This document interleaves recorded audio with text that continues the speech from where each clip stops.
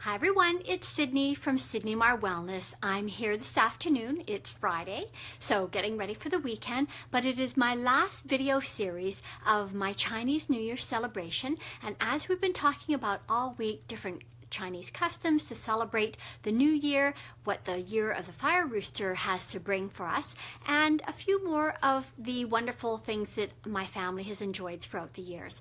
So as we were talking about, we are now taking the energy of the fire monkey, which was last year, and bringing in the energy of the fire rooster. So it's going to be kind of an interesting year because it's really a switch from the optimism of the monkey and looking at two sides to the rooster. Really has about the fact that there's the rooster really wants to take control of the barnyard, but there's going to be a balance between all of the camaraderie that is going to be needed in that barnyard for everything to work well. So, to take a 10,000 foot back, we can take a look at the fact that we are actually in the century of the dragon. So every century is also named at the same time. So there is an interplay of all of the different energies. So with so much interest in Chinese New Year's, and of course having all of the interesting customs that I've been talking about that my family has enjoyed over all of these years, and so many Asian families around the world. Hello Mona, so happy to see you. I'm going to still catch up with you about Mahjong because I really need your help.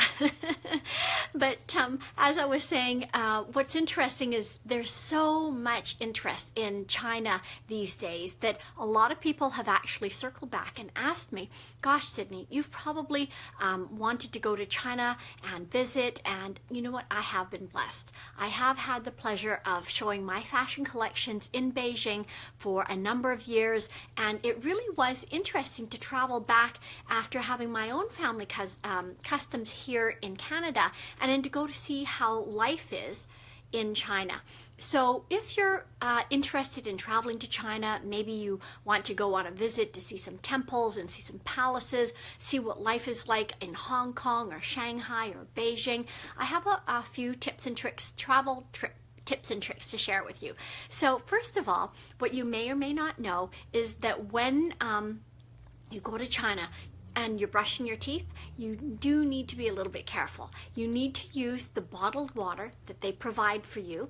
So don't use the water out of the any of the taps, even if it's in your hotel room, because it is not you can't drink it. It's not potable.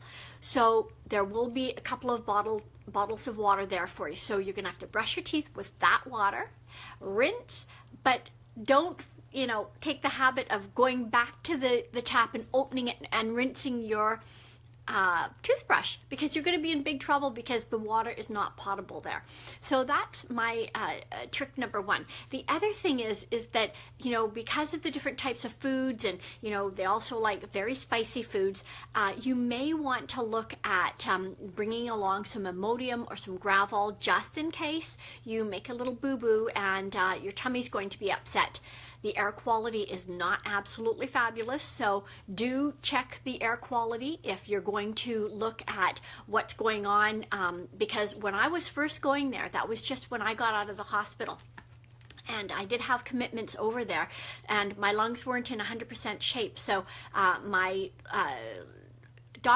respiratory doctor asked me to wear one of the face masks just while I was out and about, and to pay attention to what the air quality was for every day so that I could be careful. The other thing that you may not have bumped into in your world travels is the fact that there's different types of bathrooms in China. And the most commonly they have what's called a squat bathroom.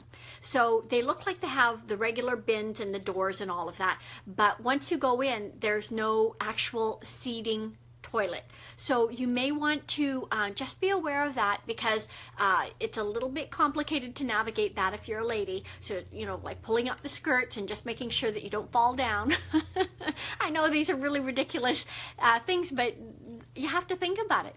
And the other thing that I always did in China was I always had a little Kleenex, because you could never be sure where the toilet paper was or wasn't. So organize yourself and say that Sydney said, I really need to bring some Kleenex packets with me, because you're gonna thank me the day that you're looking for your Kleenex packet. The other thing is that they do speak English, but their English isn't that good yet. So unless you're able to be conversant in English, or if you have a guide, well, then that's perfect. But if you have a translator, an actual physical person who's a translator, you will probably have to pay them in cash. It is more or less of a cash society, much less of a credit card. So if you're hiring services and things like that, unless it's directly through your hotel, chances are you may not be able to use your credit card. Yes, of course, at all of the restaurants you can use your credit card. But if it's to a person, or you're going to just see people walking around with really thick wads of money. And, you know, we have the Chinese, there's two names for Chinese money. There's yuan or renminbi. So they might use one or the other. I think they write the name, yeah, actually they do. They write the name yuan here on the money, but it's most commonly called renminbi. So the thing is that they have money counters at the counters of most of the places, because they're exchanging so much money that I think $200 would be about this thick. So it's a little bit shocking. It's you know, so just remember that you're probably going to have to figure out where the ATM machines are, so that you can go and get some cash if you have translators to pay or something like that. Like, it's not that easy to get a taxi cab that will actually accept a visa, so you're going to have some cash on you. The other thing is that if you're going to go to China, you're probably going to want to go to the markets. They have the silk markets, and there's some beautiful, wonderful things that you can buy there. I mean, it's really crazy. It's quite noisy, but they have so much at the silk markets. So it's something you're probably going to want to do. And I have been told that, you know, when you're shopping and at the silk market, I've been there many times, but I didn't buy very many things, and I had my translators with me, that, of course, you can bargain a lot. So if you love to play the game of bargaining, you're really going to enjoy it at the silk market.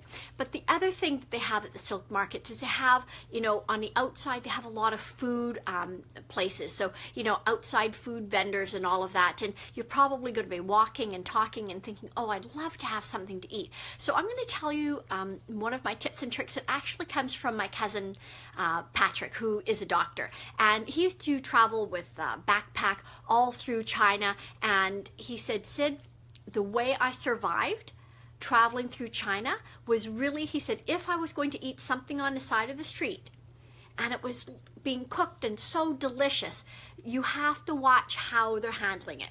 He said if it goes from the griddle directly onto, say, a bamboo stick, and then he gives the person who's cooking it gives it to you, it's perfect.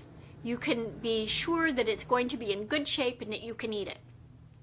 If for some strange reason it's been cooked and then it goes back down onto a platter or something, that platter could have some germs on it. So really what you want to see is that it's cooked, that it goes straight to you so that you can eat it. Because if it's put back down on the side, maybe there's going to be something that was uncooked on that platter. So that's what my cousin said, that look, it's really good, it's safe to eat from the street as long as you follow those rules. So those are the kinds of things that you know, I really wanted to talk to you about. And also, a lot of people have said to me, oh, Sydney, how come, you know, they're always, they come here to my house and go, how come you don't have a rice cooker? Because that's not how we cook rice. In my family home, what we did in we cooked it on the stove, and I've just brought my little pot to show you. So here, this is the size of pot that I use for my rice, and in fact, it happens to have a little bit of rice in it because that's what I was making. But we would use about 1/3 of a cup per person. So my mother always loved her demi-tasse cups. So she would use a cup like this, and this is an old one, so it has a little bit of a broken handle on it, but she would use this as her 1/3, so every person would get one of these. So say 3 people, so she'd put 3 scoops. But then what you would do is you measure with your finger, and it's going to sound like the goofiest thing and an old wives' tale, but I'm telling you, it works every time. Doesn't matter if you're making for 10 people, 3 people, or whatever. you've got your pot, and pretend that the rice that I'm showing you is just the grains before they're washed. So then you're gonna, we wash it to get all of the what we call sort of when water looks a little bit milky, we want to wash the starch away, because if you do that, so you rinse it and then you just keep rinsing it till the water runs clear, and then you let the rice stay settle flat. You fill it up with water, but you're trying to get about this much. So you're going to stick your finger in the water so that the end of your finger touches the rice, and then you want the water to come up to your first knuckle. And I know that looks really unusual, but that's what we do. My grandfather did it, my mother did it, my father did it, I did it. That's how we measure that the portion of rice is perfect to the portion of water. And then you put the lid on, you put it on the stove, you bring it up to a boil, so just when it comes to a boil, so try not to let it spill over, and then you turn it down to simmer. Simmer it for about 30 minutes. You are going to have the most perfect rice ever. So this is really how our family has made rice all of these years. People come to my house and say, how come your rice is so good, and how come you don't have a rice cooker? I've never actually owned a rice cooker, and I don't really understand how to use them, but I just know that that's the way our family has made rice, and it seems like for generations, because Grandpa was making it that way before he came to Canada, and he continued to do so here in Canada. And the other thing that I've been asked is, how do I make a great stir fry? Now, I'm not going to do a little bit of cooking here for you, but I'm going to give you a couple of tips and tricks. So, of course, you know, if you've got some nice ginger and some onions, and you've cut up some beautiful bits of chicken, normally I put them in a small bowl and I'll soak it in soy sauce. And soy sauce is used for cooking. We don't usually add it after. It's just simply not, it's simply too strong. So I might have soaked my chicken inside some soy just to let it soak in. Then I've warmed up my griddle. Now, I do not use a wok, and unless you're really cooking on a hot fire, you've got gas and you're able to really control the heat, I don't really love working in a wok, because the shape of it means you only have really hot on the bottom, and then you move it up to the sides. But normally on either a flat stove or one that has a flat element, you're not going to get enough heat. And if you do, chances are you might burn it. So I would recommend that you use just your flat regular frying pan, and one that is maybe 1.5 or 2 inches high. Put in your bit of oil, put in your ginger, start your onions, and then wait for it to get nice and hot. Normally what my grandfather would do is take a little bit of water and just drop a spot of water in the pan, and then if it sparked up, then he would know that it was hot enough. Now what's interesting is that also my friends have said, when I've gone to the houses, said, Sid, can you help me do the stir fry? I see them stirring it and stirring it and stirring it, and all I need to do is say, stop. Stop stirring your stir fry. I know that sounds really funny, but if you don't leave it on the bottom of the pan long enough to kind of start getting crispy and cooking long enough, so you always have to stand back and just let it cook. And then you're going to turn it over. And then you're going to turn it over. So let's say you have a beautiful piece of chicken that has 4 sides. So that means you're going to turn it over 4 times. So this is really what's my recommendation, because that's how you get great grilled, great stir fry. Because if you keep turning it over, it doesn't get cooked enough on any side, and then the vegetables or the chicken is just going to end up looking mushy. So those are a few of my homemade tips and tricks for you when you're in the kitchen and maybe you want to do some Chinese cooking. I mean, I always enjoy having a nice Chinese meal here at home. In fact, I really don't eat Chinese meals out very often unless it's an occasion, and I don't know that many Chinese restaurants here in Montreal anymore that I really love, but there are the occasions to make a beautiful Chinese meal at home, and that's really what I prefer. So the other thing that I wanted to say to you is that as we've been talking about Chinese New Year's, the influence of the fire rooster, the advent of this century, which is really about the energy of the dragon, the colors that are really auspicious for this year are like gold or yellow or peach. So if there's some of those things that you want to augment the energy of this year, those are the colors that you might want to welcome into your home, into your dressing, and just sort of like boost the energy of the year. So it's almost that time. I am going to share with you my beautiful fortune cookies. Today, because it's the last day, I'm going to pull out 2. So we're going to have fun and read. It says here, you find beauty in ordinary things. Do not lose this ability. And I couldn't agree more. I mean, there is so much beauty around us, from being a perfectly steamed bowl of rice to a fun fortune cookie like this, as simple as this fortune cookie is. And also just in our daily interactions with our loved ones. So there's so much love and beauty to share. And that's really what I'm hoping that you'll look forward to in this year. Let's look at our second one. Uh-oh, I'm stuck. I am stuck. Let's pull out. Oh, the joyfulness of a man prolongeth his days. And what does that say to me? I think that they're quite right. If Confucius said this, then I'm totally in agreement. It's all about the joy. It's all about, you know, having a happier heart is really going to keep you in a much healthier place, a much happier place. And so beauty, love, happiness is what's going to get you through this year in a much better way than you know, so many of getting caught up in some of the negative things that are going on. Let's look to the positive. Let's look to lifting each other up, and let's look to improving your health and happiness. And on that note, I'm going to just mention to you a few of my products, because as we've been talking about the relationship of different things, we've been talking about food, traveling, the food markets perhaps, and maybe having a little bit of a digestive issue. So the products that I'm going to mention to you today, this one here is called Love Your Liver. And love your liver loves you. Your liver is a really hard-working organ in your body. And what a lot of people don't know is that your liver is really very responsible, very involved in your digestion. And that means that you need to take care of it so it can take care of you.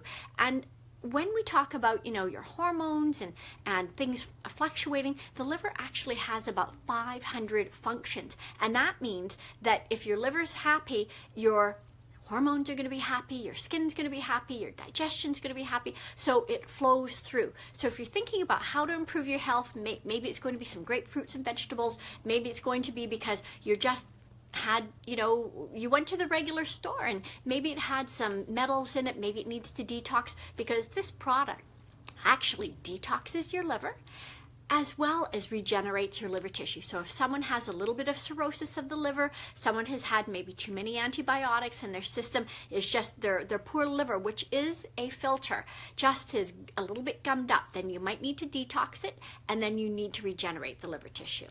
So the second item that I'm going to talk about is my probiotic. This is goes together with my digestive issues, and this is really interesting. It is 12 billion types of wonderful probiotic active bacteria. And what's interesting about this is it is enteric coated. Being enteric coated means that it has the capsule itself has a finish on it. It means it goes through your tummy, and it actually delivers the goodness of this product into your small and your large intestine. So this is why it's it may be on the more expensive side of some of the probiotics, but you don't want anyone giving you something that has a probiotic value that isn't enteric coated, because it's just going to go into your tummy, and it's very possible you'll get an upset tummy. So those are the two products that go together with today's video. I'm hoping that you've enjoyed this wonderful video. Thank you, Mona, for joining me. I'm going to love you and leave you. Have a beautiful afternoon, and I'm going to have to find out when your Mahjong day is. Bye for now.